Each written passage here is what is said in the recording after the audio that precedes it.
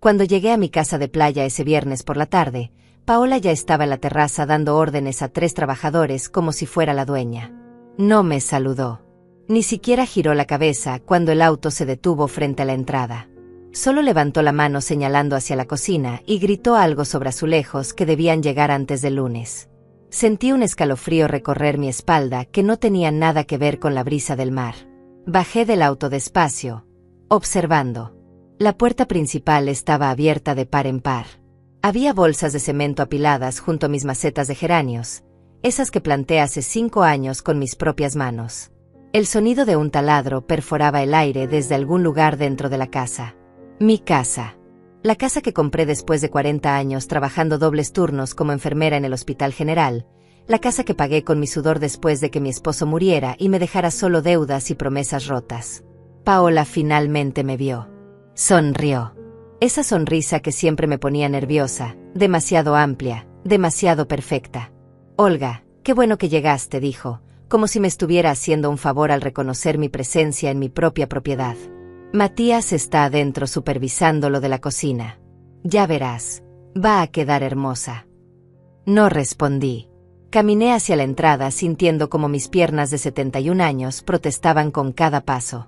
Había manejado 4 horas desde la ciudad específicamente para descansar, para escuchar las olas, para estar sola con mis pensamientos y mis recuerdos. Había soñado con esta semana durante meses, planeado cada detalle, las caminatas matutinas por la playa, los libros que leería en la hamaca, el silencio que tanto necesitaba después de un año agotador. Lo que encontré adentro me quitó el aliento. La cocina ya no existía. O más bien, existía a medias. Los gabinetes que instalé hace 3 años habían sido arrancados de las paredes.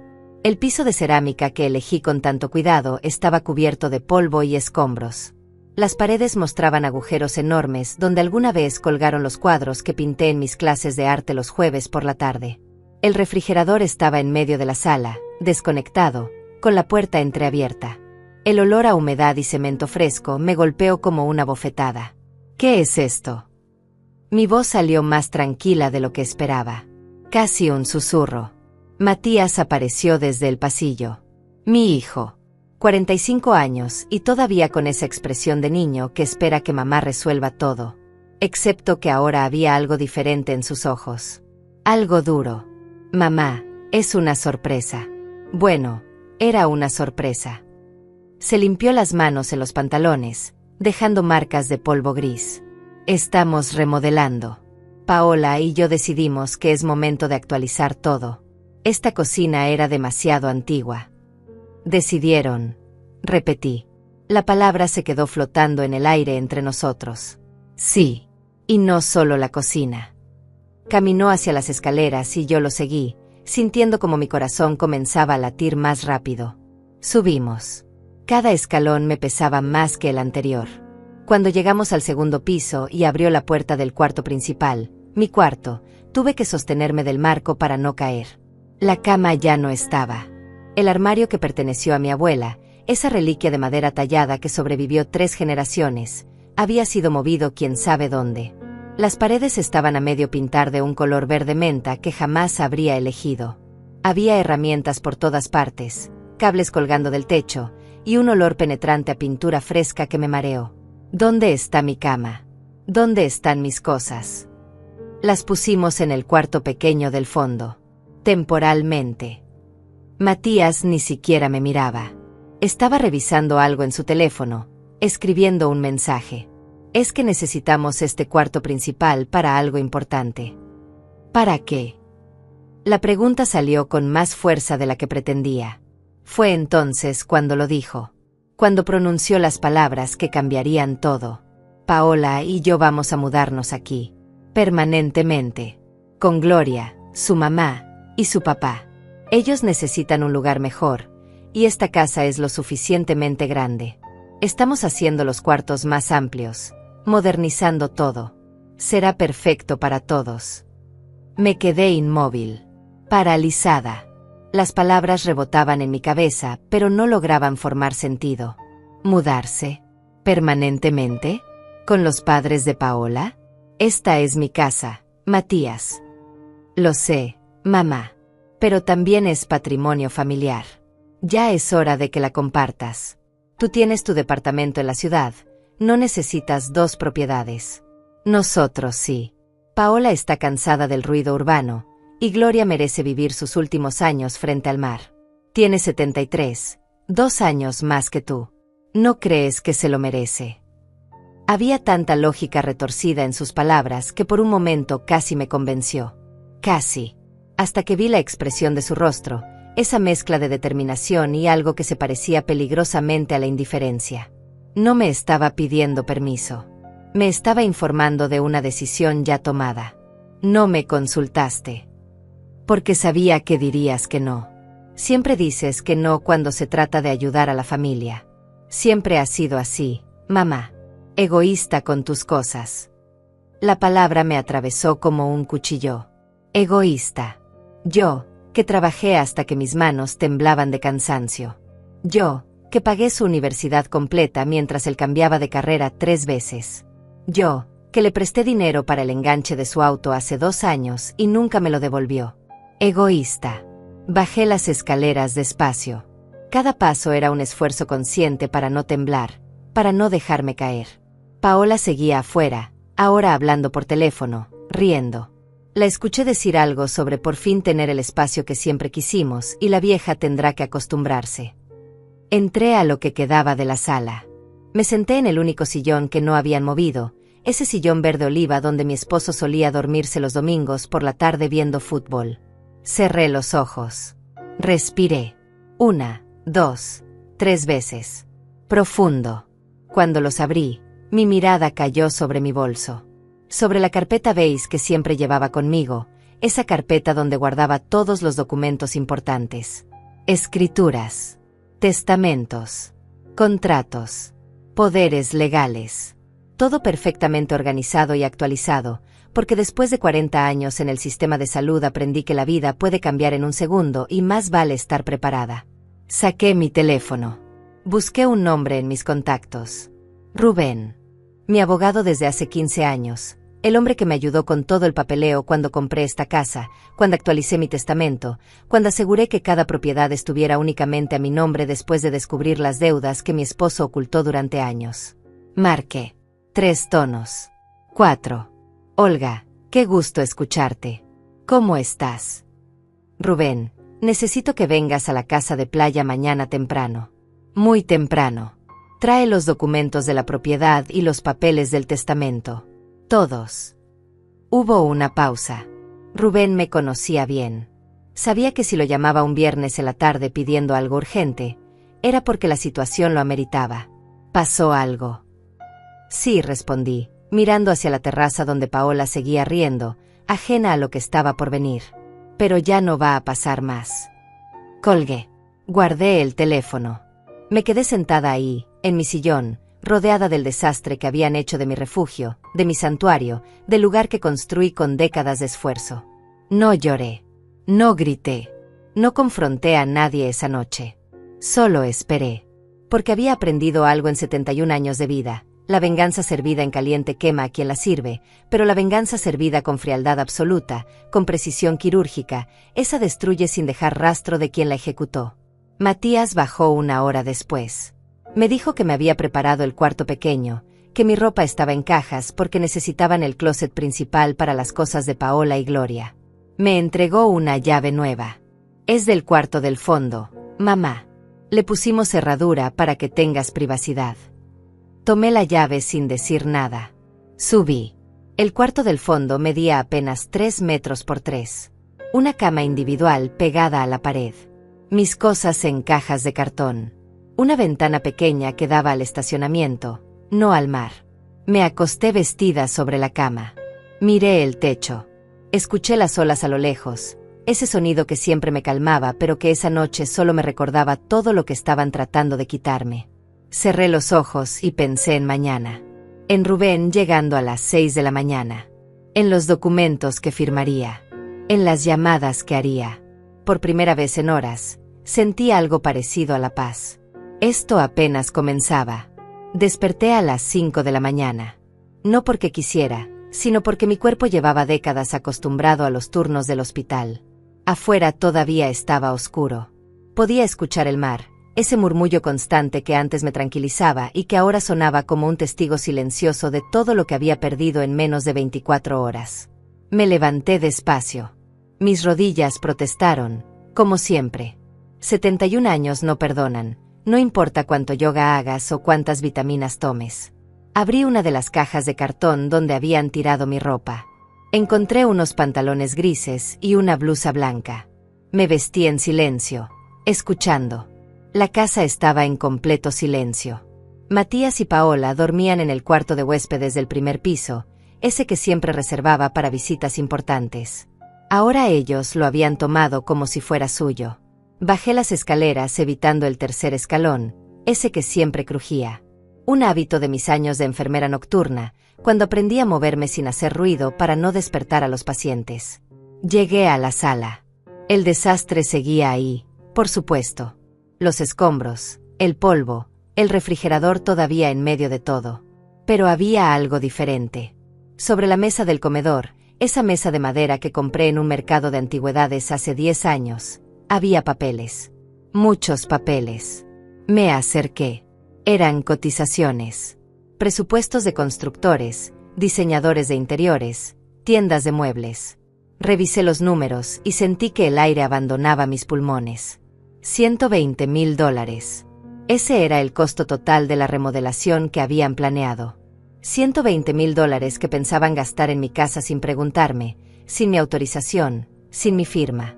Había algo más. Una carpeta roja debajo de las cotizaciones. La abrí. Dentro encontré un documento legal a medio llenar. Un poder notarial. Mi nombre estaba escrito en la parte superior como otorgante y el nombre de Matías como apoderado. Las secciones describían permisos para vender, remodelar, hipotecar y administrar propiedades.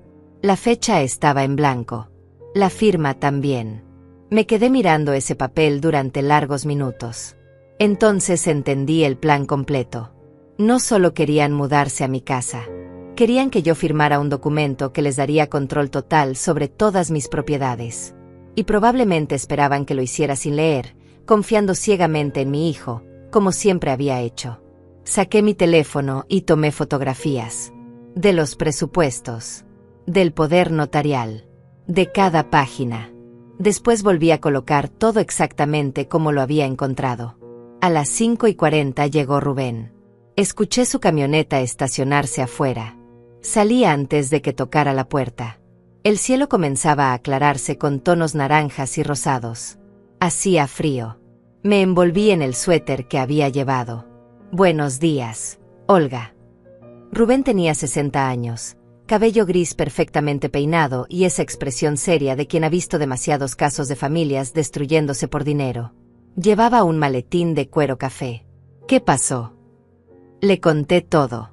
Cada detalle. Mientras hablaba, él abría el maletín y sacaba documentos. Los mismos documentos que yo había firmado años atrás, cuando decidí que nunca más nadie controlaría mi vida ni mi patrimonio. Déjame ver si entendí bien, dijo Rubén cuando terminé de hablar. Tu hijo y su esposa comenzaron obras de remodelación en tu propiedad sin tu consentimiento escrito, están planeando mudarse permanentemente sin tu autorización, y encontraste un poder notarial que esperan que firmes. Así es. ¿Sabes lo que esto significa legalmente? Dímelo tú. Significa que han cometido invasión de propiedad privada, daños materiales sin autorización del propietario, y posiblemente intento de fraude si planeaban hacerte firmar ese poder bajo engaño. Sacó más papeles de su maletín. Tengo aquí las escrituras. Todo está únicamente a tu nombre. Ni Matías ni nadie más tiene derecho legal sobre esta casa. Puedo redactar una orden de desalojo inmediata.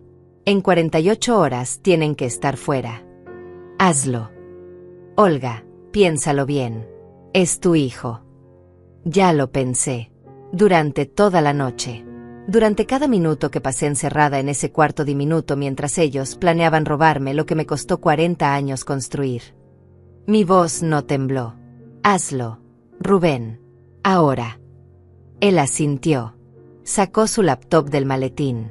Durante la siguiente hora, mientras el sol terminaba de salir y la casa seguía en silencio, Rubén redactó los documentos. Orden de desalojo. Denuncia por daños a propiedad privada. Solicitud de medida cautelar para detener las obras. Todo con el sello oficial, con las leyes citadas, con los plazos establecidos. Necesito que un oficial de justicia entregue esto personalmente, le dije. Hoy. Esta mañana. Puedo hacer las llamadas. Tengo contactos en el juzgado. Si les explico que es urgente, pueden venir antes del mediodía. No. Quiero que sea a las 6 de la mañana. Mañana sábado. Rubén me miró con esa expresión que reservaba para sus clientes más determinados. ¿Quieres que los despierten con la noticia? Exactamente como ellos arruinaron mis vacaciones llegando sin avisar y destruyendo mi casa. Quiero que sientan esa misma invasión, esa misma falta de control. Se puede hacer. Pero Olga, cuando esto suceda, ya no habrá vuelta atrás. Las relaciones familiares. Ya no hay relación familiar que salvar, lo interrumpí.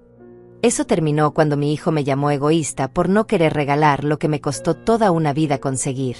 Cuando su esposa habló de mí como si fuera un estorbo. Cuando planearon hacerme firmar documentos para quitarme el control de mis propiedades. Rubén guardó silencio por un momento.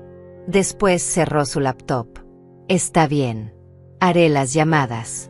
Los oficiales estarán aquí mañana a las 6 en punto. También voy a notificar a la constructora que detenga las obras inmediatamente o enfrentarán cargos legales. Y voy a solicitar una inspección de los daños para calcular la compensación que Matías tendrá que pagarte. Compensación. Por los daños materiales. Los gabinetes destruidos, el piso dañado, las paredes. Todo tiene un costo. Y legalmente, él es responsable de pagarlo. Algo se movió dentro de mí. No era alegría. No era satisfacción. Era simplemente la certeza de que estaba haciendo lo correcto. De que después de toda una vida poniéndome al final de la fila, después de años sacrificándome por otros, finalmente estaba eligiéndome a mí misma. Hazlo todo. Rubén se fue a las 7:30.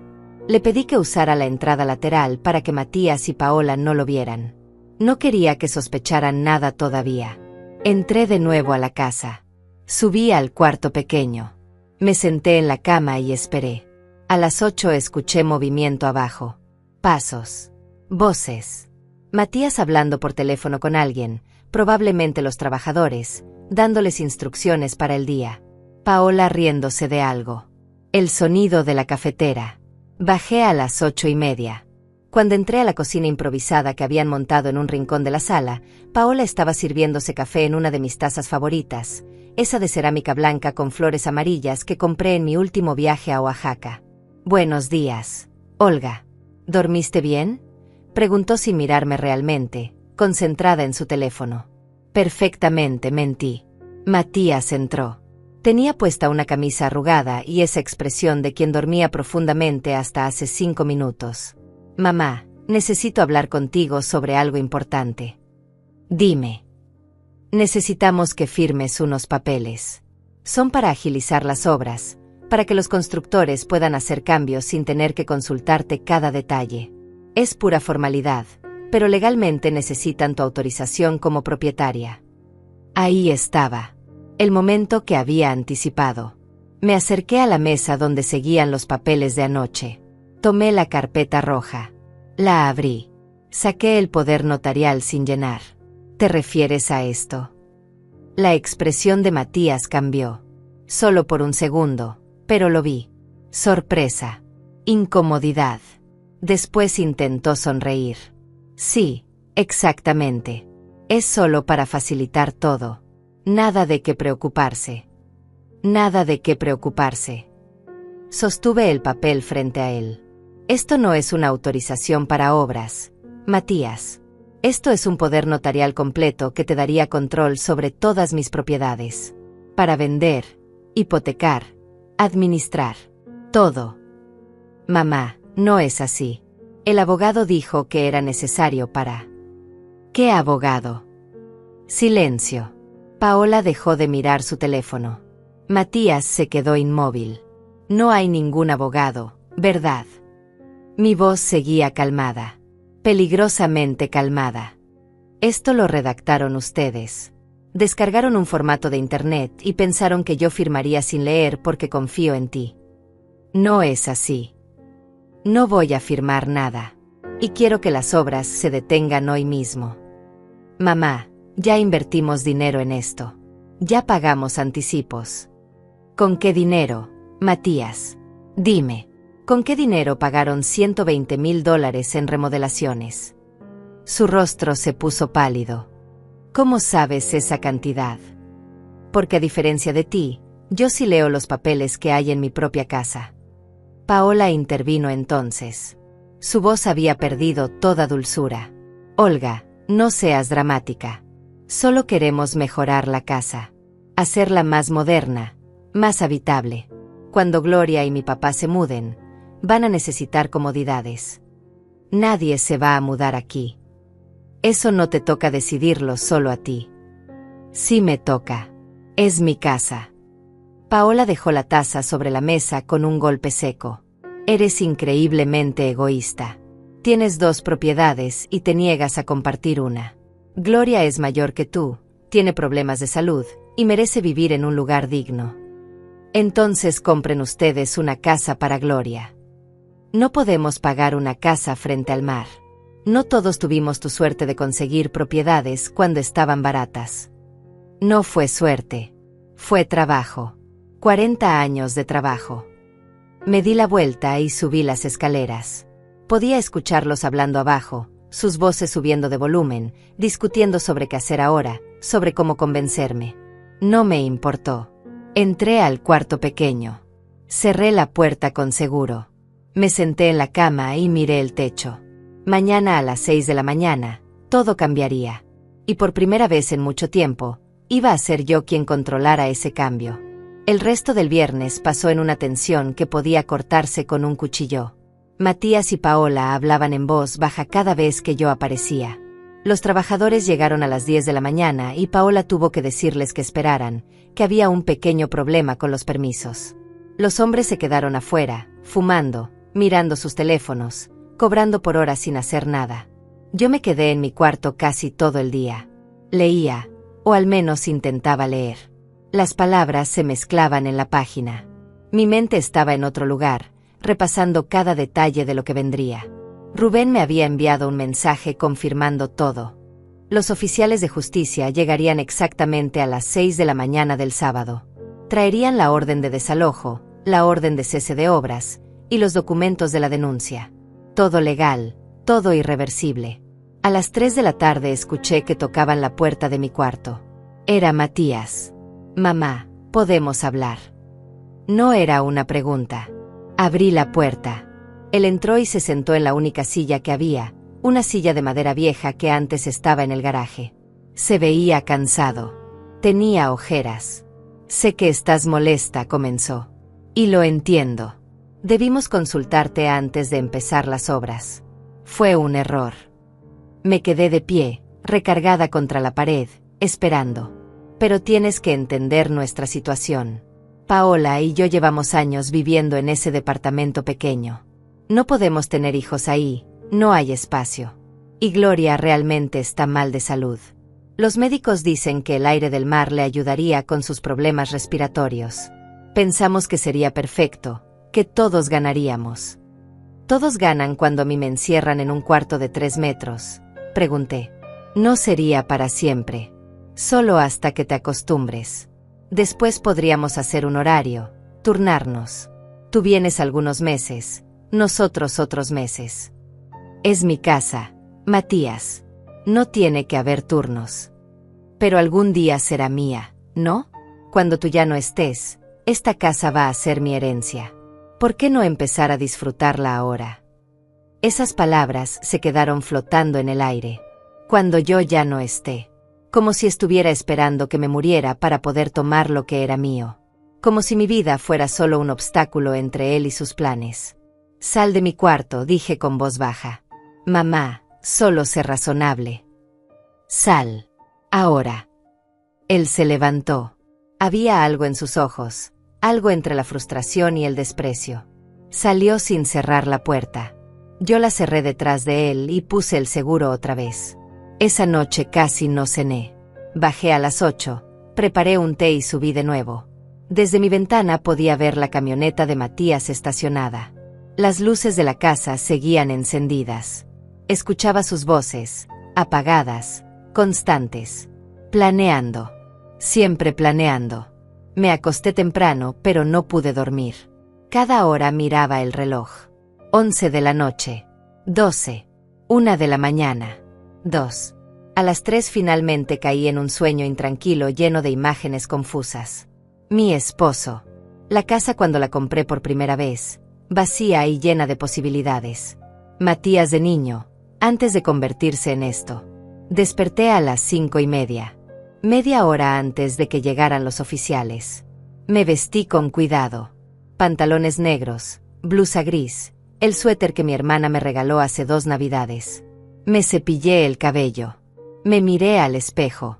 La mujer que me devolvía la mirada tenía 71 años, arrugas alrededor de los ojos, manchas de la edad en las manos.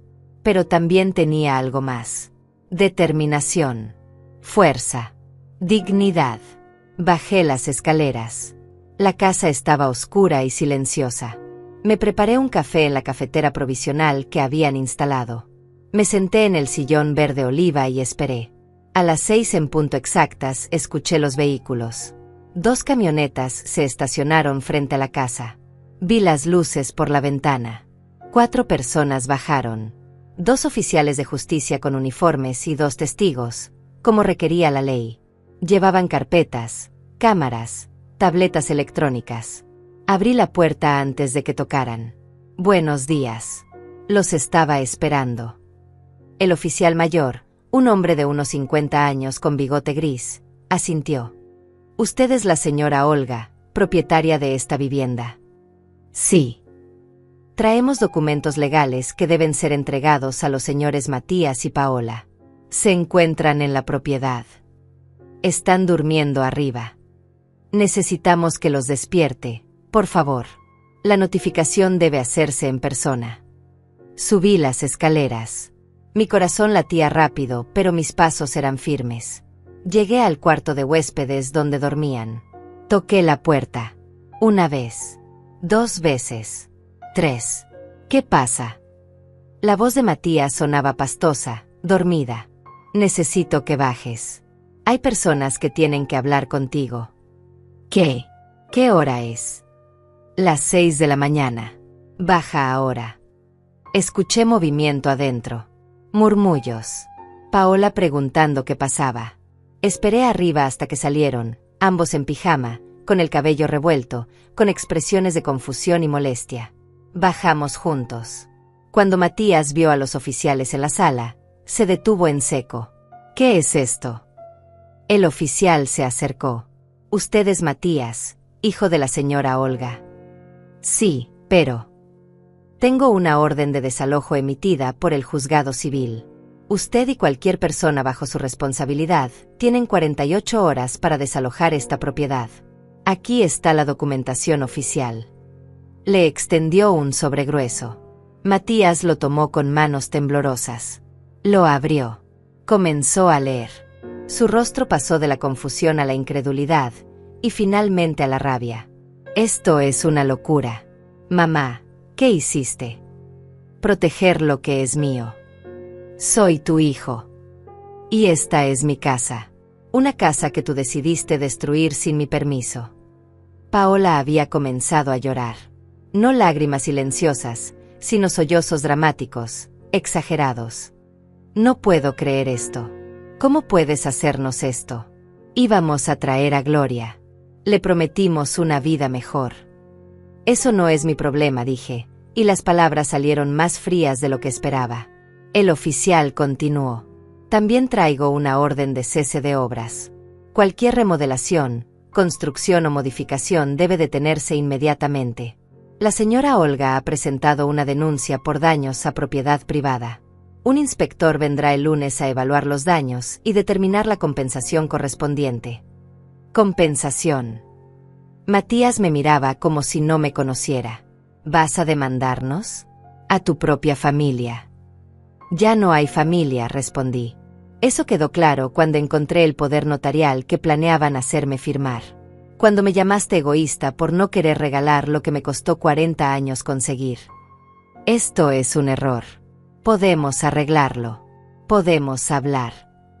Ya no hay nada de qué hablar. Tienen hasta el lunes a las 6 de la mañana para estar fuera. Los oficiales terminaron de entregar todos los documentos. Tomaron fotografías de la casa, de los daños, de las obras incompletas. Hicieron que Matías y Paola firmaran los acuses de recibo. Todo quedó documentado, legal, irreversible. Cuando se fueron, Matías se quedó parado en medio de la sala, sosteniendo los papeles, mirándome con una expresión que nunca había visto antes. Odio. Odio puro. Vas a arrepentirte de esto, dijo con voz baja y tensa. No lo creo. Todos van a saber qué clase de madre eres. Qué clase de persona desalmada echa a su propio hijo a la calle. Tú no estás en la calle. Tienes tu departamento. Tienes tu vida. Lo único que no tienes es mi casa. Paola seguía llorando, ahora sentada en el suelo, abrazada a sus rodillas. Le prometimos a Gloria. ¿Qué le vamos a decir? Ya vendimos algunos de nuestros muebles para pagar los anticipos de las obras. Algo en esa frase me llamó la atención. Vendieron sus muebles para pagar las obras. Matías no respondió. Desvió la mirada. ¿Con qué dinero pensaban terminar la remodelación? Los presupuestos suman $120,000. Silencio. Entonces entendí. Nunca tuvieron el dinero. Habían planeado empezar las obras y después convencerme de pagar, o de firmar ese poder notarial para que ellos pudieran hipotecar mi casa y obtener el dinero. Todo había sido una trampa desde el principio. Salgan de mi vista, dije finalmente. Empaquen sus cosas y váyanse hoy mismo. No quiero verlos aquí ni un minuto más. Tenemos 48 horas, escupió Matías. Legalmente, sí, pero moralmente, ya no son bienvenidos aquí. Subí a mi cuarto y cerré la puerta. Me senté en la cama y finalmente, después de 2 días de contenerme, dejé que las lágrimas salieran. No lloraba por ellos. Lloraba por la familia que pensé que tenía y que nunca existió realmente. No salí de mi cuarto en todo el día. Escuchaba el ir y venir de Matías y Paola, sus pasos pesados subiendo y bajando las escaleras, el sonido de cajas siendo arrastradas, puertas cerrándose con fuerza. A veces escuchaba a Paola hablando por teléfono, su voz aguda atravesando las paredes. Palabras como cruel, injusta, anciana malagradecida llegaban hasta mí en fragmentos. No me importó. Había cruzado una línea y no había vuelta atrás.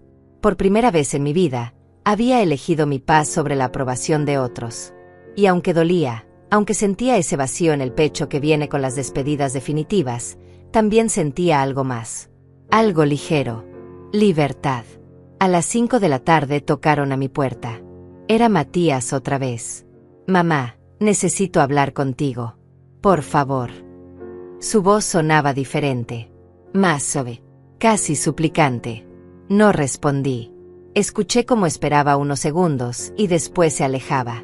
Sus pasos se perdieron escaleras abajo. Cuando oscureció, finalmente bajé. La casa estaba extrañamente silenciosa.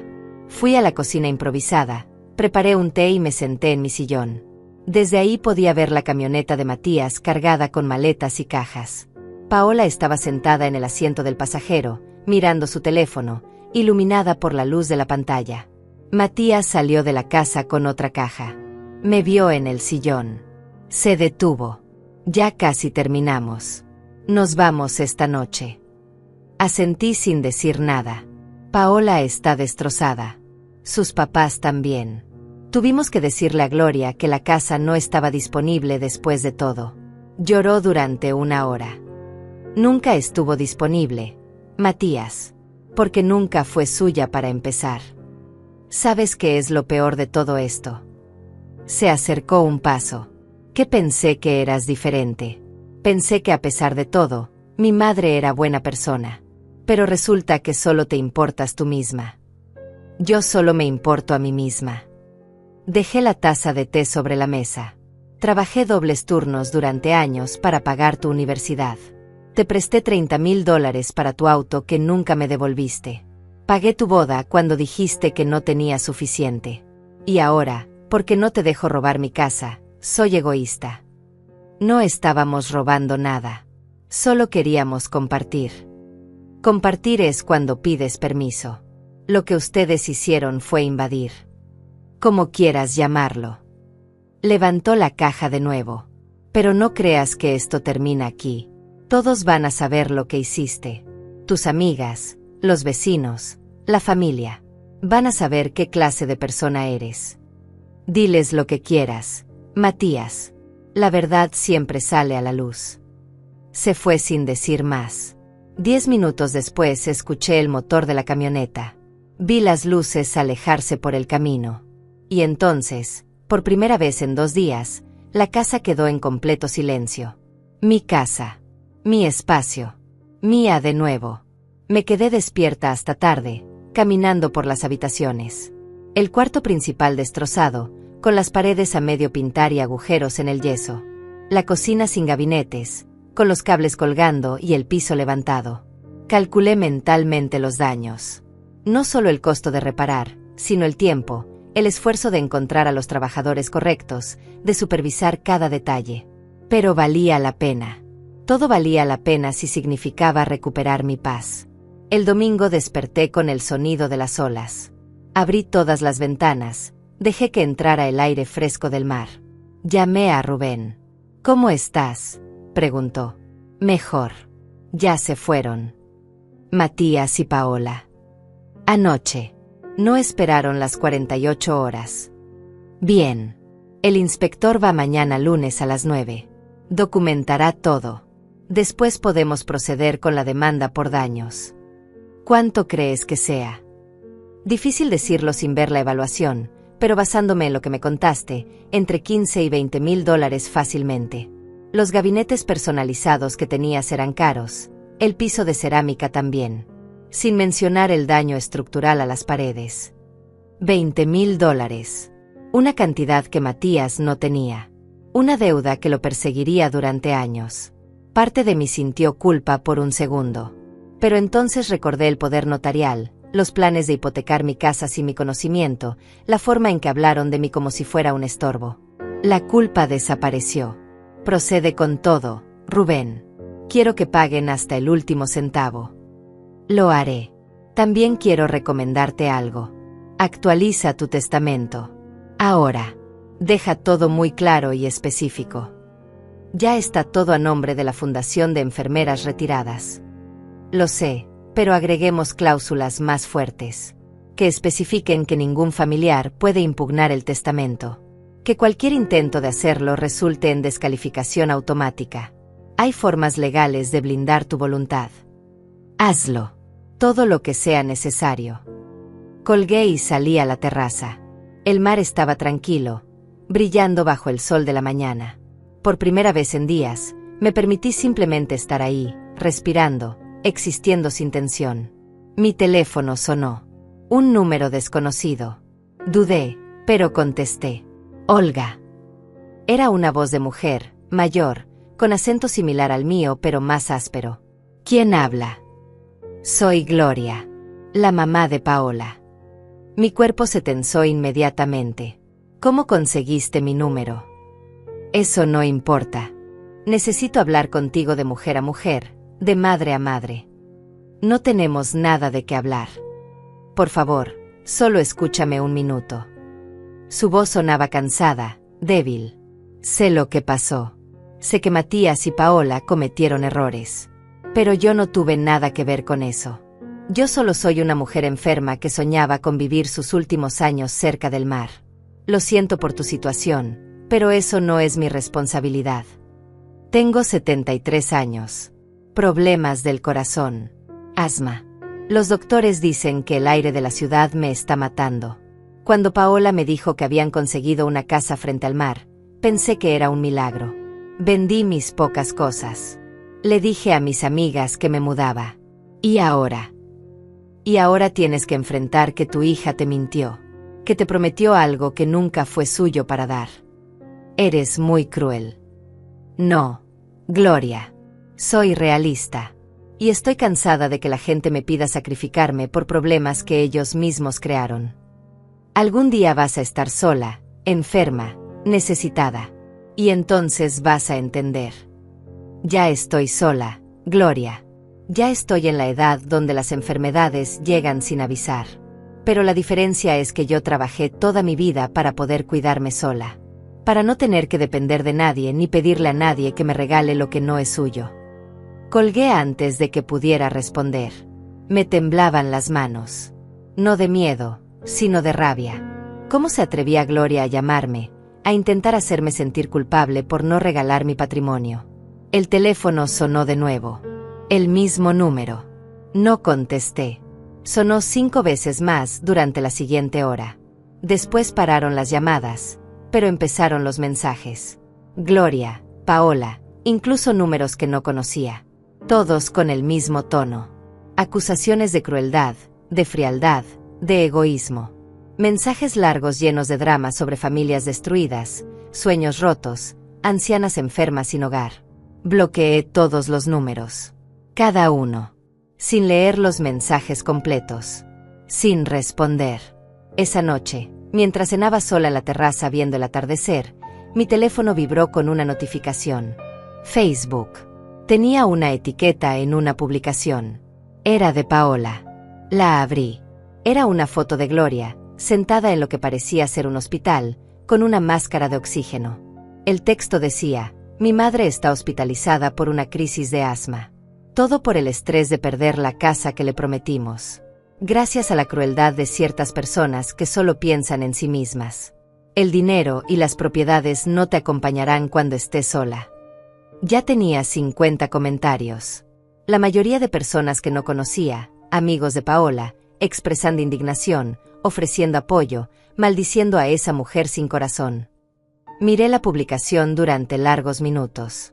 Parte de mí quería responder, defender mi versión, explicar todo. Pero entonces recordé algo que una vez me dijo una colega del hospital: la gente que necesita crear drama público es porque no tiene argumentos privados válidos. Cerré la aplicación sin comentar nada. Sin dar like, sin compartir, sin responder. Silencio absoluto. Porque sabía algo que Paola aún no entendía. La verdad no necesita gritos para imponerse. Solo necesita tiempo y paciencia. Y yo tenía ambas cosas. El lunes a las 9 en punto llegó el inspector.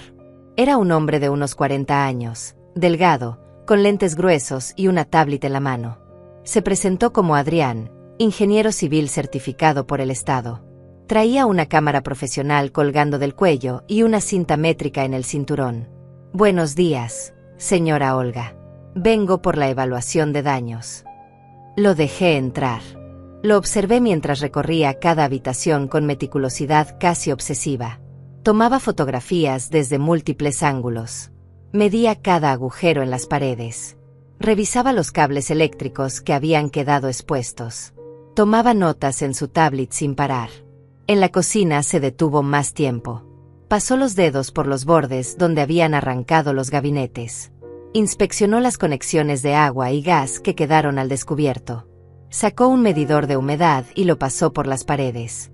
Hay daño estructural aquí, dijo señalando una esquina. Cuando quitaron los gabinetes, dañaron la impermeabilización. Ya hay filtración de humedad. Esto va a requerir trabajo especializado. ¿Qué tan grave es? Si no se trata pronto, en 6 meses va a tener moho en toda esta pared. Y reparar moho es 3 veces más caro que prevenir la filtración. Siguió con el cuarto principal. Ahí el daño era aún más evidente.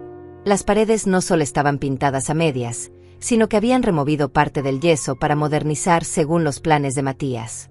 Ahora quedaban áreas donde se veía el ladrillo desnudo, vulnerable, poroso. ¿Tiene las facturas originales de los materiales que instaló?, preguntó Adrián. Sí, tengo todo archivado. Perfecto. Eso me ayudará a calcular el costo de reposición exacto. Pasamos 3 horas completas en la inspección. Cuando terminó, Adrián se sentó conmigo en la mesa del comedor y abrió un documento en su tablet. Voy a ser honesta con usted, señora Olga. El daño es considerable. No es solo cuestión de volver a instalar lo que quitaron. Hay daño estructural que necesita repararse primero. Filtración de humedad, conexiones eléctricas mal manipuladas, tuberías de gas expuestas que violan códigos de construcción. Dame un número. $32,000. Esa es mi estimación conservadora para reparar todo al estado original. Sentí como si me hubieran golpeado en el estómago. $32,000. Más del doble de lo que Rubén había estimado. ¿Estás seguro? Completamente. Y eso sin contar el costo de inspecciones adicionales que el municipio va a requerir ahora que hay daño estructural documentado. Podría subir a $35,000 fácilmente. Me recosté en la silla. $35,000. Matías jamás podría pagar eso. Trabajaba en ventas, ganaba bien pero vivía al límite, siempre gastando más de lo que tenía. Esto lo arruinaría financieramente durante años. Voy a enviar el reporte completo a su abogado hoy mismo, continuó Adrián. Con todas las fotografías, mediciones y el desglose de costos. Si va a proceder legalmente, esto es evidencia sólida. Después de que se fue, llamé a Rubén. $35,000, le dije cuando contestó. Hubo silencio del otro lado. Es mucho más de lo que pensábamos. Lo sé. Olga, necesito preguntarte algo importante. ¿Realmente quieres llegar hasta el final con esto? $35,000 es una cantidad que puede destruir económicamente a Matías. Estamos hablando de embargos, de afectar su historial crediticio durante años. Me estás pidiendo que lo perdone. Te estoy preguntando si estás preparada para las consecuencias. No solo para él, sino para ti. Esto va a volverse público. Va a haber juicio. Va a salir en registros públicos. La gente va a opinar. ¿Qué opinen? Está bien. Entonces procederemos. Voy a presentar la demanda esta semana. Matías va a recibir la notificación en unos 10 días. Colgué y salí a caminar por la playa. El sol estaba alto, quemando. Caminé durante 1 hora, dejando que el agua me mojara los pies, sintiendo la arena caliente bajo mis plantas. Intentaba ordenar mis pensamientos, mis emociones. Pero todo era un torbellino. ¿Era cruel? Probablemente. ¿Era justo? Absolutamente. Cuando regresé a la casa, había un auto estacionado afuera. Un sedán café que reconocí inmediatamente. Era de Lidia, mi mejor amiga desde hace 30 años, es compañera del hospital. Estaba sentada en la terraza, esperando. Tenía 72 años, cabello completamente blanco cortado en un estilo moderno, y esa expresión de preocupación que conocía tan bien. Lidia, ¿qué haces aquí? Me enteré de lo que pasó. Bueno, de parte de la historia al menos. Paola ha estado publicando en redes sociales, y tú sabes cómo es esto. Todo el mundo está hablando. Me senté a su lado. ¿Qué está diciendo? ¿Que echaste a tu hijo a la calle? ¿Que tu nuera política tiene a su madre hospitalizada por el estrés? ¿Que preferiste tu casa vacía que tener a tu familia cerca? Hizo una pausa. Pero yo te conozco. Y sé que si llegaste a esto, es porque tuviste razones. Le conté todo. Cada detalle. Las obras sin permiso, el poder notarial, los planes de hipotecar mi casa, la forma en que me hablaron. Todo. Lidia escuchó sin interrumpir, asintiendo de vez en cuando. Cuando terminé, suspiró profundamente. Hiciste lo correcto. ¿Tú crees? Olga, llevo 30 años viéndote sacrificarte por ese muchacho. Pagaste su educación, sus deudas, su boda. Y ahora querían tu casa. ¿Dónde termina? ¿Cuándo es suficiente? Pero es mi hijo. Y tú eres su madre, no su banco personal. No su propiedad. Tienes derecho a tener límites. La gente me odia en redes sociales. La gente en redes sociales odia todo. Mañana van a estar indignados por otra cosa. Pero tú tienes que vivir con tus decisiones, no ellos. Lidia se quedó toda la tarde. Preparamos café, comimos galletas que había traído, hablamos de todo y nada.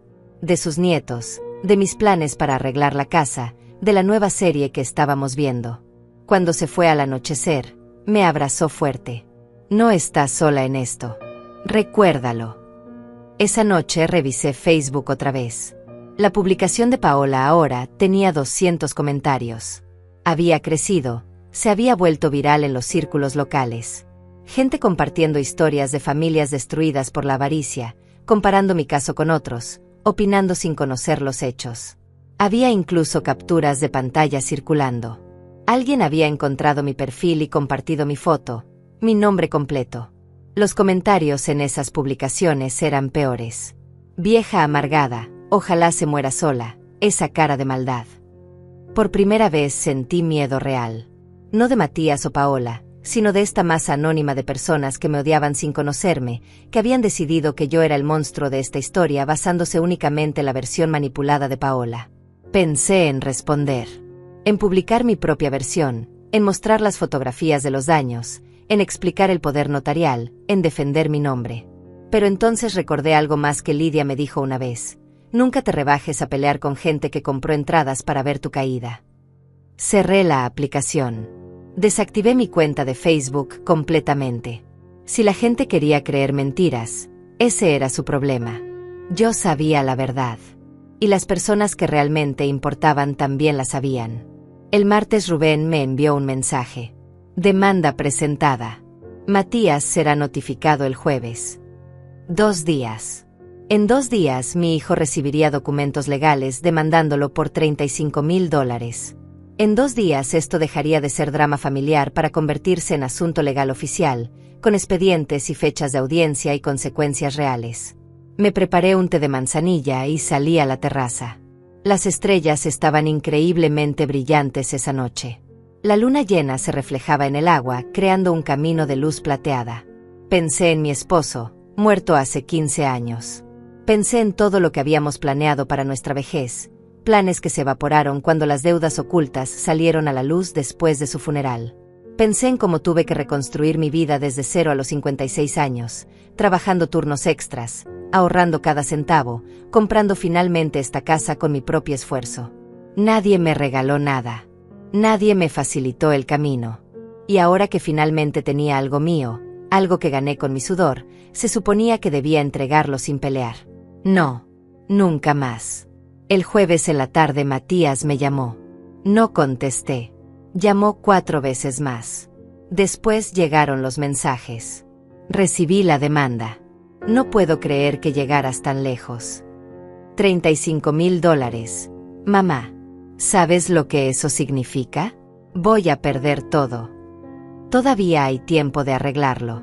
Retira la demanda y hablamos. No respondí ninguno. Bloqueé su número también. Esa noche dormí profundamente por primera vez en semanas. Sin pesadillas, sin despertarme cada hora, sin esa opresión en el pecho. Porque finalmente había entendido algo fundamental. Elegirme a mí misma no me convertía en mala persona. Me convertía en libre.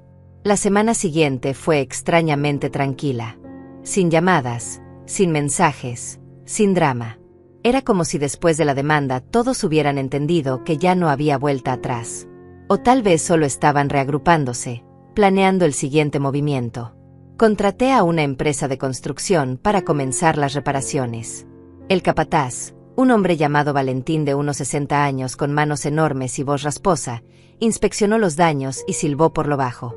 Quien hizo esto no tenía idea de lo que hacía. Mire aquí, cortaron un cable de carga sin desconectar el breaker primero. Pudieron haber causado un incendio. ¿Cuánto tiempo va a tomar arreglarlo todo? 6 semanas mínimo. Tal vez 8.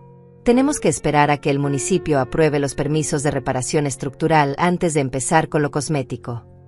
Adelante. Haz lo que tengas que hacer. Los trabajadores llegaron el lunes siguiente. El sonido de taladros y martillos llenó la casa de nuevo, pero esta vez era diferente.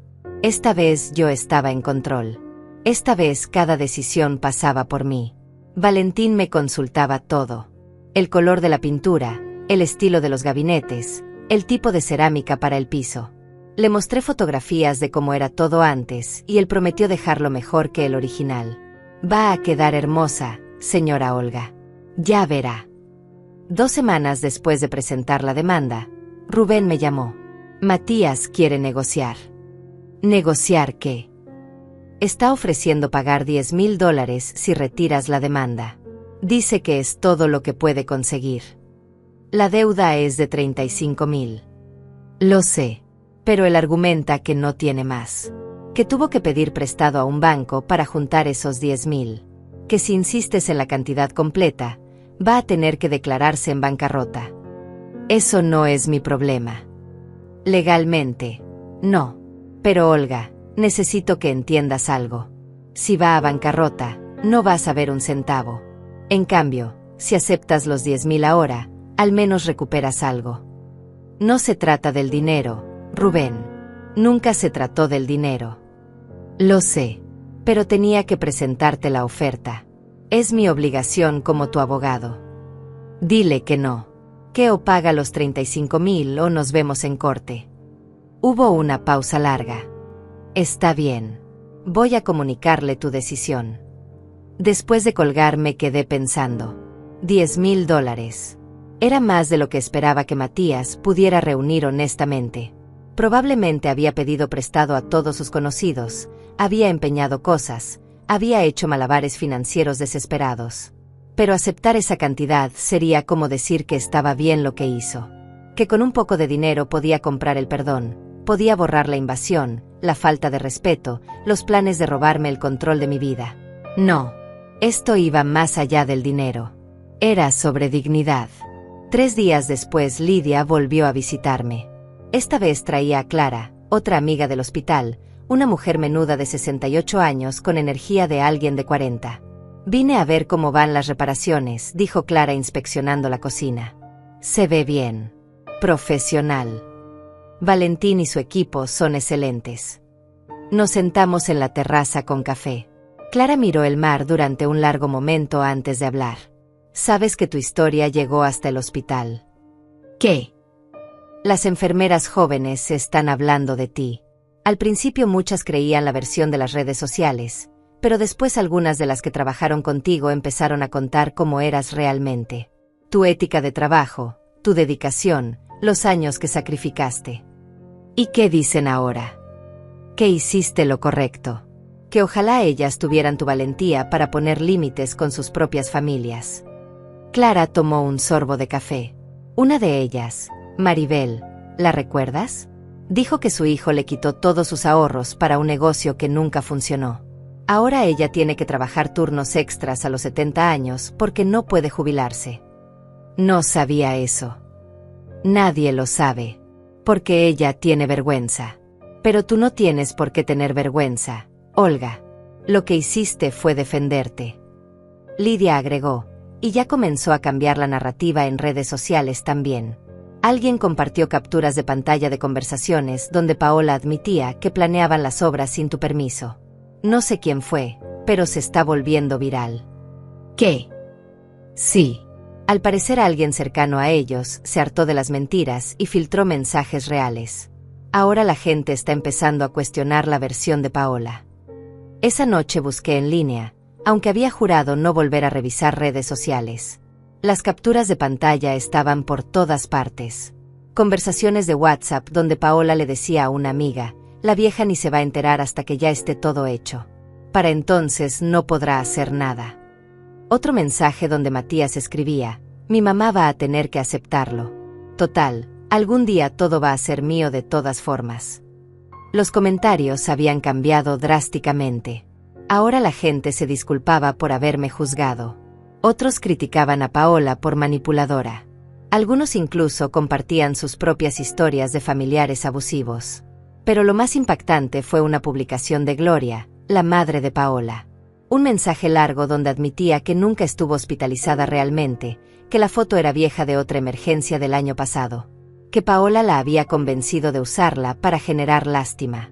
Que ahora se arrepentía de haberse prestado a esa manipulación. No debí permitir que mi hija usara mi salud para atacar a otra mujer, escribió Gloria.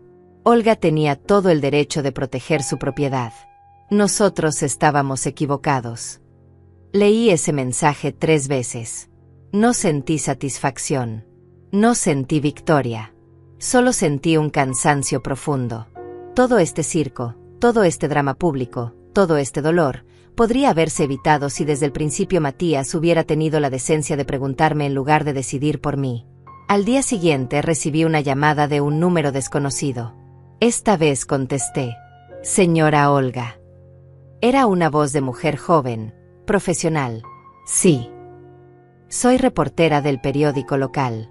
Estamos haciendo un artículo sobre abuso familiar financiero y nos gustaría entrevistarla sobre su caso. No, gracias. Sería una oportunidad de contar su versión directamente. Muchas personas mayores están pasando por situaciones similares y su historia podría ayudarlas. Mi historia no es para consumo público, y las personas que necesitaban conocer mi versión ya la conocen. ¿Está segura? El artículo se va a publicar de todas formas. Sería mejor si... Colgué. No necesitaba validación pública. No necesitaba ser tendencia o ejemplo o inspiración. Solo necesitaba mi paz. Esa noche Rubén me llamó de nuevo. Matías subió su oferta a 15,000. Dice que es lo máximo que puede conseguir sin arruinarse completamente. ¿Qué recomiendas tú, como abogado? Como abogado, te digo que aceptar garantiza que recibas algo. Ir a juicio es un proceso largo, caro, y no hay garantía de que puedas cobrar la sentencia completa incluso si ganas. Y como amigo. Rubén suspiró. Como amigo te digo que este muchacho necesita aprender que las acciones tienen consecuencias. Que no puede destruir la propiedad de alguien, ni siquiera de su madre, y salirse con la suya pagando una fracción del daño. Entonces vamos a juicio. Está bien. La fecha está programada para dentro de 5 semanas. Te voy a necesitar ahí, testificando. Va a ser difícil. Lo sé. Pero ya crucé el punto de no retorno. Ya no hay camino fácil de regreso. Nunca lo hubo, Olga. Desde el momento en que decidiste defenderte, solo había un camino, hacia adelante. Colgué y miré por la ventana. Las obras de reparación avanzaban bien. La cocina comenzaba a tomar forma de nuevo. El cuarto principal tenía las paredes lisas y listas para pintar. Pronto la casa estaría completa otra vez. Mejor que antes, de hecho. Y yo también estaría completa. Diferente, cicatrizada, pero completa. Porque había aprendido algo fundamental en estos meses. A veces amar significa soltar. Y a veces protegerte significa estar dispuesta a que te llamen cruel. El precio de la dignidad siempre ha sido alto. Pero el costo de perderla es infinitamente mayor. Las 5 semanas hasta el juicio pasaron en una mezcla extraña de rutina y ansiedad. Las reparaciones avanzaban perfectamente. Valentín y su equipo trabajaban con precisión meticulosa. La cocina quedó incluso mejor que antes, con gabinetes de madera sólida en tono miel y encimeras de granito color crema. El cuarto principal recuperó su esencia, con paredes pintadas en un tono suave color durazno que atrapaba la luz del amanecer. Pero mientras la casa sanaba, yo me preparaba para la batalla final. Rubén venía cada semana a repasar mi testimonio. Me hacía las preguntas que el abogado de Matías probablemente haría. Las difíciles, las personales, las diseñadas para hacerme ver como la villana. ¿Es cierto que su hijo la visitaba regularmente antes de esto? Sí. ¿Y que usted prometió que la casa sería su herencia algún día? Dije que eventualmente todo sería suyo, cuando yo muriera. No que podía tomarlo mientras yo viviera. Pero él es su único hijo. ¿No le parece cruel demandarlo por mejorar una propiedad que de todas formas será suya? No estaba mejorando. Estaba destruyendo. Y lo hacía sin permiso, planeando quitarme el control de mis propios bienes. Rubén asentía después de cada respuesta. Bien. Mantén ese tono. Calmada pero firme. No dejes que te provoquen emocionalmente. La noche antes del juicio no pude dormir. Me quedé en la terraza hasta las 3 de la mañana, escuchando las olas, viendo las estrellas, pensando en todo lo que había llevado a este momento. Los años de sacrificio, las promesas rotas, la invasión final que rompió cualquier ilusión de familia funcional. A las 6 de la mañana me levanté y me vestí con cuidado. Pantalones negros, blusa color marfil, un saco gris que me hacía ver profesional y seria. Me recogí el cabello en un moño bajo. Nada de joyas excepto mi anillo de bodas, ese que nunca me había quitado a pesar de todo. Rubén pasó por mí a las 8. El juzgado quedaba a 2 horas de distancia. Durante el trayecto hablamos poco. Él revisaba documentos en su tablet. Yo miraba por la ventana, viendo pasar el paisaje, preparándome mentalmente. Llegamos a las 10. El juzgado era un edificio viejo de concreto, con pasillos que olían a humedad y papel antiguo. La sala de audiencias estaba en el segundo piso. Cuando entramos, Matías ya estaba ahí. Fue la primera vez que lo veía en casi 2 meses. Se veía diferente. Más delgado, con ojeras profundas, el cabello más gris de lo que recordaba. Estaba sentado con su abogado, un hombre joven de traje mal ajustado que revisaba papeles con expresión nerviosa. Nuestras miradas se cruzaron por un segundo. En sus ojos vi algo que me sorprendió. No era odio. Era tristeza. Tristeza profunda, como si finalmente entendiera que esto era real, que había perdido algo que nunca podría recuperar. Desvié la mirada primero. Me senté junto a Rubén en el lado opuesto de la sala. Paola no estaba. Rubén me había advertido que probablemente no vendría, que legalmente no estaba obligada ya que la demanda era solo contra Matías. Pero su ausencia decía mucho. Había dejado que mi hijo enfrentara solo las consecuencias de decisiones que tomaron juntos. El juez entró a las 10:30. Era una mujer de unos 50 años, con cabello corto y una expresión que no revelaba nada. Se sentó, revisó los documentos y comenzó. Estamos aquí por el caso de Olga contra Matías. Demanda por daños a propiedad privada. Señor Rubén, puede comenzar. Rubén presentó el caso con precisión quirúrgica. Las fotografías de los daños proyectadas en una pantalla grande. El reporte del inspector. Las cotizaciones originales que probaban que Matías había planeado obras por $120,000 sin autorización. El poder notarial que encontré, como evidencia de intento de fraude. Cada palabra, cada documento, cada fotografía construía un caso irrefutable. Vi cómo la expresión del juez cambiaba sutilmente. Un ceño ligeramente fruncido cuando vio las paredes destruidas. Un movimiento casi imperceptible de cabeza cuando Rubén mostró el poder notarial sin llenar. Después fue el turno del abogado de Matías. Un chico que no tendría más de 30 años, claramente fuera de su liga, intentando argumentar que las intenciones de su cliente eran buenas, que solo quería mejorar la propiedad familiar, que el malentendido se salió de control. Mi cliente actuó pensando en el bienestar de toda la familia, incluyendo su madre, dijo con voz que intentaba sonar convincente.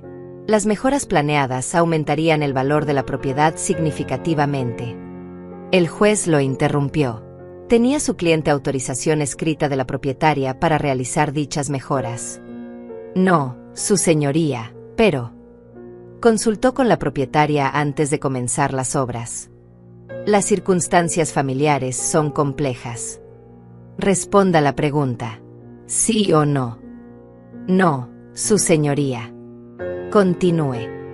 El joven abogado intentó cambiar el enfoque, hablar de relaciones familiares rotas, de malentendidos generacionales, de cómo una madre estaba destruyendo a su hijo por orgullo. Pero cada argumento sonaba más desesperado que el anterior. Entonces llegó mi turno de testificar. Me acerqué al estrado. Coloqué mi mano sobre la Biblia y juré decir la verdad. Me senté. Respiré profundo. Miré al juez, evitando los ojos de Matías. Rubén me hizo las preguntas que habíamos practicado. Conté la historia completa. Cómo compré la casa, cuánto me costó, qué significaba para mí. Cómo llegué y encontré las obras sin autorización. La conversación con Matías, donde me informó que se mudarían permanentemente. El poder notarial que planeaban hacerme firmar. Mi voz no tembló. No lloré. Presenté los hechos con la misma claridad profesional que usaba en el hospital cuando reportaba el estado de un paciente crítico. Después fue el turno del abogado de Matías de interrogarme. Señora Olga, ¿es cierto que su hijo la visitaba con frecuencia antes de este incidente? Sí, cada 2 o 3 meses. ¿Y que ustedes tenían una buena relación? Pensé que sí. Ahora veo que estaba equivocada. ¿No le parece que está siendo muy dura con su único hijo? Que $35,000 es una cantidad que puede arruinarlo. Me parece que $35,000 es lo que cuesta reparar el daño que él causó. Yo no elegí esa cantidad. La eligieron sus acciones. Pero es su hijo. Y esta es mi casa. Una casa que compré con 40 años de trabajo. Él es mi hijo, pero eso no le da derecho a tomar lo que no es suyo. ¿Alguna vez consideró simplemente perdonarlo? Dejarlo ir sin consecuencias. Consideré muchas cosas. Pero después recordé que pasar años enseñándole que las acciones no tienen consecuencias es exactamente lo que nos trajo aquí. Vi cómo Matías bajaba la cabeza. Sus hombros se sacudieron ligeramente. Estaba llorando en silencio. Parte de mí, esa parte maternal que nunca muere completamente, quiso levantarse y abrazarlo. Decirle que todo estaría bien. Que lo perdonaba. Que retiraría la demanda. Pero no lo hice. Porque amarlo significaba también dejar que enfrentara las consecuencias de sus decisiones. Significaba no rescatarlo una vez más. Significaba permitir que creciera, aunque el crecimiento doliera. El interrogatorio continuó durante 20 minutos más, pero yo respondí cada pregunta con la misma calma. El abogado finalmente se rindió y me permitió bajar del estrado. Rubén presentó sus argumentos finales. El abogado de Matías hizo lo mismo, con menos convicción que al principio. El juez se tomó 15 minutos para revisar todo. El silencio en la sala era absoluto. Solo se escuchaba el zumbido del aire acondicionado y el ocasional movimiento de papeles. Finalmente habló. He revisado toda la evidencia presentada. Los daños a la propiedad están documentados extensamente. No hay autorización escrita para las obras realizadas. El intento de obtener poder notarial bajo circunstancias cuestionables es particularmente preocupante. Hizo una pausa. Miró a Matías directamente. Señor Matías, independientemente de sus intenciones, usted causó daños significativos a una propiedad que no le pertenece. El hecho de que sea la propiedad de su madre no lo exime de responsabilidad legal. Otra pausa. Fallo a favor de la demandante. El demandado deberá pagar la cantidad de $35,000 en compensación por daños.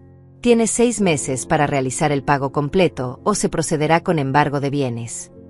El martillo golpeó la mesa. El sonido resonó en la sala como un trueno. Había ganado. Pero mirando a mi hijo, con la cabeza entre las manos, llorando en silencio mientras su abogado le hablaba en voz baja, no sentí nada parecido a la victoria. Solo sentí el peso de una relación que había muerto ese día en esa sala fría de juzgado. Y la certeza de que no había vuelta atrás. Salí del juzgado en silencio. Rubén caminaba a mi lado, satisfecho con el resultado, hablando sobre los siguientes pasos legales para asegurar el cobro de la sentencia. Yo apenas escuchaba. Mis ojos seguían viendo la imagen de Matías con la cabeza entre las manos, destruido. «Olga, ¿estás bien?», preguntó Rubén cuando llegamos al estacionamiento. «Sí, solo cansada». «Ganaste. Esto es lo que queríamos». «Lo sé». Pero no se sentía como ganar. Se sentía como cerrar un libro que nunca quise terminar. El viaje de regreso fue silencioso. Rubén intentó conversar un par de veces, pero eventualmente entendió que necesitaba estar sola con mis pensamientos. Llegamos a la casa a las 4 de la tarde. Las obras estaban completamente terminadas. Valentín y su equipo habían dejado todo impecable antes de irse. Entré despacio. La cocina brillaba con sus gabinetes nuevos y el piso reluciente. El cuarto principal estaba perfecto, con las paredes suaves color durazno y el armario de mi abuela restaurado en su lugar. Todo estaba mejor que antes. Perfecto. Vacío. Me senté en el sillón verde oliva y por primera vez en meses dejé que las lágrimas salieran libremente. Lloré por la familia que perdí. Por el hijo que pensé que tenía y que resultó ser un extraño. Por los años desperdiciados creyendo que el sacrificio generaba gratitud. El teléfono sonó. Era Lidia. ¿Cómo fue? Gané. $35,000. 6 meses para pagar. Olga, eso es bueno. Es justicia. ¿Por qué no se siente así? Porque eres madre. Y aunque él te haya traicionado, aunque te haya lastimado, sigues amándolo. Eso no desaparece con una sentencia judicial. Debería odiarlo. Pero no lo haces. Y eso te hace humana, no débil. Hablamos durante 1 hora. Lidia me contó historias del hospital, chismes sin importancia, cosas cotidianas que me anclaron de vuelta a la realidad. Cuando colgamos, me sentí un poco mejor. No bien, pero mejor. Esa noche preparé la cena por primera vez en semanas. Pasta con salsa de tomate simple, ensalada, pan tostado. Comí en la terraza viendo el atardecer. El cielo se pintaba de naranjas y rosas mientras el sol se hundía en el horizonte. Durante los siguientes días intenté establecer una nueva rutina. Caminatas matutinas por la playa. Lectura en las tardes. Llamadas con Lidia y Clara. Intentando llenar el vacío con actividades, con movimiento, con cualquier cosa que me distrajera del silencio ensordecedor. 2 semanas después del juicio, recibí un sobre por correo certificado. Lo abrí con manos temblorosas. Era un cheque. $15,000. Y una carta escrita a mano en papel arrugado. Mamá, este es todo el dinero que pude conseguir por ahora. Vendí mi auto, saqué préstamos, pedí ayuda a todos los que pude. Los otros 20,000 voy a pagarlos en mensualidades durante los próximos meses. Sé que no me crees, pero lo voy a cumplir. No porque la ley me obligue, sino porque necesito demostrarte que todavía tengo algo de dignidad. Sé que te lastimé. Sé que traicioné tu confianza. Y sé que probablemente nunca me perdones. Pero necesito que sepas que entendí. Entendí que lo que hicimos estuvo mal. Que fuimos egoístas, manipuladores, crueles. Paola y yo nos divorciamos. Ella nunca aceptó que lo que hicimos era incorrecto. Sigue culpándote a ti de todo. Yo finalmente pude ver la verdad. Trabajé toda mi vida con la expectativa de que tus propiedades algún día serían mías, y eso me hizo sentir que tenía derecho sobre ellas antes de tiempo. Nunca valoré tu esfuerzo porque siempre vi tus logros como mi herencia futura. Tenías razón en todo. Y lamento profundamente haberte hecho pasar por esto. No espero perdón. Solo quería que supieras que estoy pagando, y que finalmente entendí la lección. Tu hijo, Matías. Leí la carta 3 veces. Las palabras se mezclaban con las lágrimas que caían sobre el papel. No era una disculpa completa. No borraba el daño. Pero era algo. Era reconocimiento. Era un inicio. Guardé el cheque. Guardé la carta. Y por primera vez consideré la posibilidad de que tal vez, en algún futuro lejano, podría haber algo parecido al perdón. Pero no ahora. Todavía no. Las semanas siguientes Matías cumplió su palabra. Cada mes llegaba un cheque. $1,000, a veces 1,500 cuando podía más. Nunca con cartas, solo con el dinero y una nota breve. Mes 1, mes 2, mes 3. Yo depositaba cada cheque y guardaba las notas en una caja. No respondía. No llamaba. Simplemente recibía y esperaba. La historia eventualmente dejó de circular en redes sociales. Otras controversias, otros dramas ocuparon su lugar. La gente olvidó. Como siempre olvidan. Pero las personas cercanas no olvidaron. Lidia y Clara seguían visitándome regularmente. Otras excompañeras del hospital comenzaron a venir también. La casa de playa se convirtió en un lugar de reunión para mujeres de mi generación, todas con historias similares de familias complicadas, de límites violados, de tener que elegir entre ser amadas o ser respetadas. Compartíamos café, historias, risas. Y en esas reuniones encontré algo que no esperaba. Una nueva familia. Una elegida, no impuesta por sangre. 6 meses después del juicio, la deuda estaba pagada.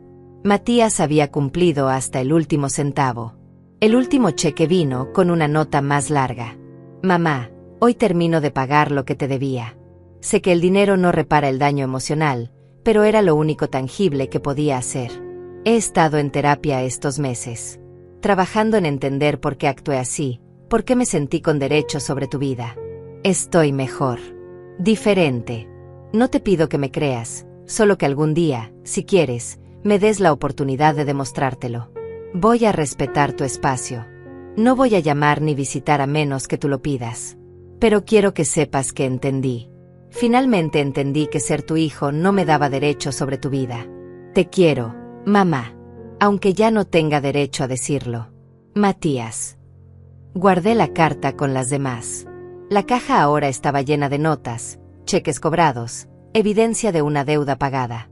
Esa noche salí a la terraza con una copa de vino. El mar estaba tranquilo, reflejando la luna llena como un espejo líquido. Pensé en todo el camino recorrido. El dolor, la traición, la batalla legal, la soledad. Y me di cuenta de algo fundamental. Había sobrevivido. Más que eso, había prevalecido. No porque hubiera ganado dinero o una sentencia judicial, sino porque había mantenido mi dignidad intacta. Porque había elegido respetarme a mí misma incluso cuando eso significaba perder a las personas que amaba. La casa ya no se sentía vacía. Se sentía mía. Completamente, absolutamente mía. Cada rincón, cada pared, cada ventana. Pagada con mi esfuerzo, defendida con mi valentía, habitada con mi paz. Y eso, finalmente, era suficiente. Un año después del juicio, todo había cambiado y nada había cambiado al mismo tiempo. La casa estaba perfecta, restaurada, llena de luz. Yo seguía allí, viviendo mi vida con una tranquilidad que no había conocido en décadas. Había actualizado mi testamento como Rubén sugirió. Todo iría a la Fundación de Enfermeras Retiradas, con cláusulas blindadas que impedían cualquier impugnación familiar. La casa, el departamento de la ciudad, mis ahorros. Todo destinado a ayudar a mujeres que dedicaron su vida a cuidar a otros y que merecían dignidad en su vejez. Matías lo supo. No por mí, sino porque los documentos legales requerían notificar a herederos potenciales de los cambios. Nunca comentó nada al respecto. Nunca pidió explicaciones. Simplemente aceptó las consecuencias de sus decisiones. Seguíamos sin hablarnos. Él respetaba el espacio que le pedí. Yo respetaba su proceso de cambio desde la distancia. No era perdón todavía, pero tampoco era el odio que alguna vez temí sentir. Era simplemente aceptación. Aceptación de que algunas relaciones no sobreviven ciertas traiciones, y que eso está bien. Una tarde de octubre, casi 14 meses después de todo, estaba en la terraza leyendo cuando escuché un auto estacionarse. Levanté la vista esperando ver a Lidia o Clara. En cambio, vi la figura de Matías bajando de un auto pequeño que no reconocí. Se veía diferente. Más delgado, con el cabello completamente gris ahora, pero con algo en su postura que no había visto antes. Humildad. Se acercó despacio, como quien se aproxima a un animal herido, con cuidado de no asustar. Mamá, dijo cuando llegó al pie de la terraza. Sé que no tengo derecho a estar aquí. Sé que pediste espacio. Pero necesitaba venir a decirte algo en persona. No respondí. Simplemente lo miré, esperando. Voy a mudarme. Conseguí un trabajo en otra ciudad. Es un comienzo nuevo. Una oportunidad de construir algo sin las expectativas del pasado. Quería que lo supieras antes de irme. ¿Cuándo te vas? La próxima semana. Asentí. Espero que te vaya bien. Yo también. Dudó un momento. Y quería darte esto. Sacó un sobre de su chaqueta. No es dinero. Es una carta. Léela cuando quieras, o nunca si prefieres. Pero necesitaba escribirla. Dejó el sobre en la mesa de la terraza y se dio la vuelta para irse. Después se detuvo. Una última cosa. Gracias. ¿Por qué? Por no dejarme salirme con la mía. Por enseñarme la lección más dura pero más necesaria de mi vida. Por amarme lo suficiente como para dejar que enfrentara las consecuencias. Su voz se quebró ligeramente. Fui un hijo terrible. Pero tú nunca dejaste de ser una buena madre. Incluso cuando tuviste que lastimarme para salvarme. Se fue antes de que pudiera responder. Vi su auto alejarse por el camino hasta que desapareció completamente. El sobre quedó sobre la mesa durante 2 días. Cada vez que pasaba junto a él, lo miraba pero no lo abría. Finalmente, una noche después de la cena, lo abrí. La carta tenía 3 páginas escritas a mano. Matías narraba su proceso de terapia, las cosas que había descubierto sobre sí mismo, sobre cómo la expectativa de herencia lo había convertido en alguien que veía a su propia madre como un obstáculo temporal en lugar de una persona. Hablaba de su divorcio con Paola, de cómo ella nunca aceptó responsabilidad y cómo eso finalmente le mostró que había elegido como pareja a alguien que reflejaba sus peores cualidades. Pero la última página fue la que me hizo llorar. Mamá, pasé toda mi vida esperando recibir. Esperando herencias, esperando que me dieras cosas, esperando que resolvieras mis problemas. Nunca me pregunté qué te estaba dando yo a ti. Nunca valoré tu compañía, tu sabiduría, tu amor incondicional. Solo vi lo material. Y cuando finalmente lo perdí todo, cuando me quedé sin el auto, sin el matrimonio, sin las expectativas, encontré algo que nunca había buscado, a mí mismo. Descubrí que puedo construir mi propia vida, que no necesito esperar que alguien muera para empezar a vivir. Y esa lección, aunque dolorosa, fue el regalo más grande que pudiste darme. No sé si algún día podrás perdonarme. No sé si volveremos a tener una relación. Pero necesito que sepas que te respeto más ahora que nunca. Porque tuviste el valor de poner límites cuando yo no tenía el valor de respetar ninguno. Te amo, mamá. Y esta vez lo digo sin esperar nada a cambio. Doblé la carta cuidadosamente y la guardé con las demás en la caja. Salí a la terraza y me quedé mirando el mar durante horas. ¿Perdonaría a Matías algún día? No lo sabía. Tal vez con tiempo. Tal vez nunca completamente. Pero al menos ahora podía pensar en él sin que el pecho se me apretara de rabia. Eso ya era algo. Los meses siguientes continué con mi rutina. Las reuniones con mis amigas se volvieron semanales. La casa se llenó de risas, de historias, de vida. Comencé a dar clases de primeros auxilios a jóvenes del pueblo, transmitiendo décadas de experiencia médica a la nueva generación. Por primera vez en mi vida no estaba definida por mi relación con otros. No era la madre de Matías, ni la esposa de alguien, ni la enfermera del hospital. Era simplemente Olga. Una mujer de 72 años que había luchado por su dignidad y ganado. Una tarde, casi 2 años después de todo, recibí un mensaje de texto de un número nuevo. Mamá, soy yo. Sé que pediste espacio y lo he respetado. Solo quería que supieras que estoy bien. Tengo un trabajo estable, un departamento pequeño, una vida sencilla. He estado limpio de deudas por 6 meses. Por primera vez me siento orgulloso de mí mismo. No necesitas responder. Solo quería que lo supieras. Te quiero. Miré el mensaje durante largo rato. Mis dedos se quedaron sobre el teclado, dudando. Finalmente escribí algo breve. Me alegro por ti. Cuídate. No era reconciliación. No era perdón completo. Pero era un puente. Uno pequeño, frágil, pero real. Guardé el teléfono y salí a mi lugar favorito en la terraza. El sol se ponía sobre el océano, pintando el cielo de colores que nunca se repetían exactamente igual. Cada atardecer era único, irrepetible, hermoso a su manera. Como esta vida que había construido. No era la familia que imaginé de joven. No era el final de cuento de hadas donde todos se perdonan y viven felices. Era algo más real, más complicado, más honesto. Era una vida donde había elegido mi paz sobre la aprobación de otros. Donde había defendido mis límites, aunque eso significara quedarme sola. Donde había aprendido que amar no significa sacrificarse hasta desaparecer. El sonido de las olas llenaba el silencio. Pero ya no era un silencio vacío. Era un silencio lleno de posibilidades, de dignidad recuperada, de lecciones aprendidas. Por primera vez en años, el sonido de las olas no competía con voces que exigían lo que nunca les perteneció.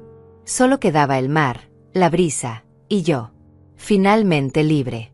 Finalmente en paz. Finalmente en casa.